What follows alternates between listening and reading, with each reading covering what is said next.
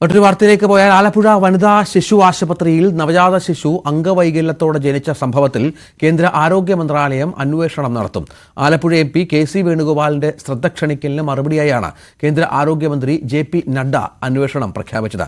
ആശുപത്രികൾക്കായി വിവിധ പദ്ധതികൾ വഴി കൃത്യമായ തുക നീക്കിവെച്ചിട്ടും ചികിത്സ ഉറപ്പാക്കാത്തതിന് പിന്നിൽ സ്വകാര്യ സ്കാനിംഗ് സെന്ററുകളും സർക്കാർ ഡോക്ടർമാരും അടങ്ങുന്ന ലോബി പ്രവർത്തിക്കുന്നുണ്ടോ എന്ന് അന്വേഷിക്കണമെന്ന് KC വേണുഗോപാൽ ആവശ്യപ്പെട്ടു. ആലപ്പുഴ വനിതാ ശിശു ആശുപത്രിയിൽ ചികിത്സ തേടിയ ഗർഭിണി പൂർണ്ണ അംഗവൈകല്യത്തോടെ കുഞ്ഞിന് ജന്മം നൽകിയ സംഭവമാണ് പാർലമെന്റിൽ ചർച്ചയായത്.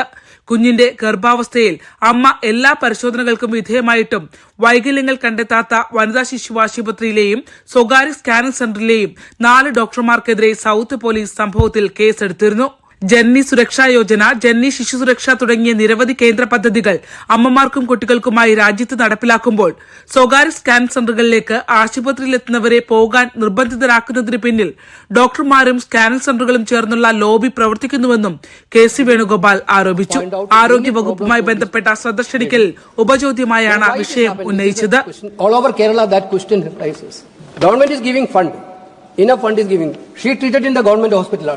The problem is that either they are not caring much or there is a nexus between the hospital and the scanning centers. This is not happening. This is become now that child is in a critical condition. Member, please. Critical condition. My question to the minister, whether the minister has to put up any strong mechanism to monitor these schemes are going to benefiting on proper way to the സംഭവത്തിൽ കേന്ദ്ര ഇടപെടൽ ഉണ്ടാകുമെന്നും അന്വേഷണം നടത്തുമെന്നും ആരോഗ്യമന്ത്രി JP Nadda മറുപടി നൽകി. Honorable member has talked about his individual case. I don't know about that individual case, but certainly if you can give me in writing, I'll get it inquired, go into the details of it and see what rectification can be done by the state government, state health department, because the execution part is with the state department. So I'll discuss with them. You give me the details of that case. I'll inquire into the matter. അതേസമയം SAT ആശുപത്രിയിൽ ചികിത്സയിലുള്ള കുട്ടിയുടെ ആരോഗ്യനിലയിൽ നേരിയ പുരോഗതിയുണ്ട്. കടുത്ത സാമ്പത്തിക പ്രതിസന്ധികളിലൂടെയാണ് കുടുംബം കടന്നുപോകുന്നതെന്ന് driving തൊഴിലാളിയായ കുട്ടിയുടെ അച്ഛൻ അനീഷ് പറയുന്നു. 3 മാസമായി ജോലിക്ക് പോലും പോകാൻ കഴിയുന്നില്ല.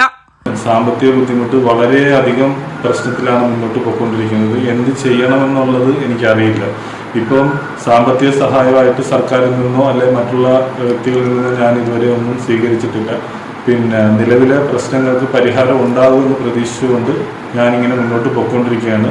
പോലീസ് കേസെടുത്തെങ്കിലും വീഴ്ച സംഭവിച്ചുവെന്ന് ആരോപിക്കപ്പെടുന്ന ഡോക്ടർമാർക്കെതിരെ ആരോഗ്യവകുപ്പ് ഒരു നടപടിയും സ്വീകരിക്കാതിരിക്കുമ്പോഴാണ് കേന്ദ്ര അന്വേഷണം കൂടി പ്രഖ്യാപിക്കപ്പെട്ടിരിക്കുന്നത്. News 18 ആലപ്പുഴ.